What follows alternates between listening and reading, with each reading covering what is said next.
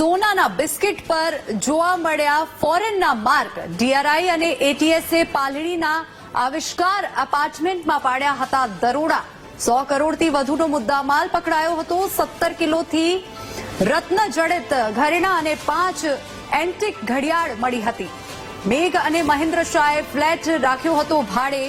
દરોડા પાડતા મહેન્દ્ર શાહ સામે જોડાયેલા શેર બજારના ઓપરેટરો ભૂગર્ભમાં ઉતર્યા હતા। તો અમદાવાદથી આ સમાચાર।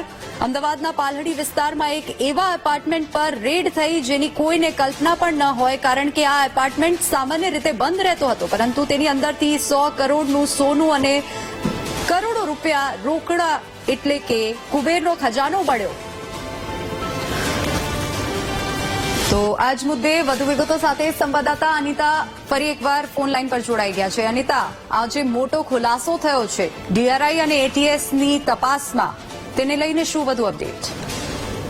જે ખાસ તો જે પ્રકારે આ સમગ્ર કેસની અંદર જે પાલડીમાં ગુજરાત એટીએસ અને ડીઆરઆઈએ જે સંયુક્ત ઓપરેશન હાથ ધરી હતી અને જેમાંથી વિદેશી સોનાનો જે મોટો જથ્થો લાવીને આ પાલડીમાં જે આવિષ્કાર ફ્લેટની અંદર છુપાવવામાં આવ્યો હતો।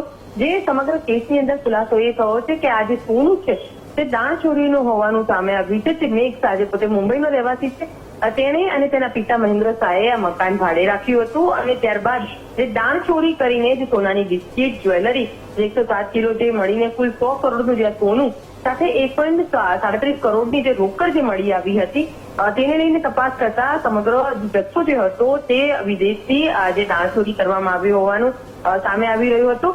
આ સમગ્ર મામલે હાલ તો ડીઆરઆઈ તપાસ કરી રહી છે અને મેઘ શાહનો જે ફ્લેટ જે છે જ્યાં સોનું અને રોકડ છુપાવવામાં આવતી હતી, છેલ્લા 1 વર્ષથી આ પ્રકારે દાણચોરી કરીને આ તમામ વસ્તુ છુપાવવામાં આવી હોવાનું હાલ તો સામે આવતા સમગ્ર મામલે ડીઆરઆઈ તપાસ કરી રહી છે। એટીએસે પણ આ સમગ્ર કેસની અંદર દાણચોરી કેસમાં જે મેઘ શાહ ઉપરાંત અન્ય કોઈ વ્યક્તિઓ સંડોવાયેલા છે કે નહીં અને સાથે આ જે ફ્લેટ જે ભાડે રાખ્યો હતો તેના જે મકાન માલિક છે તેઓના પણ નિવેદન લઈને સમગ્ર કેસમાં વધુ તપાસ હાથ ધરી છે।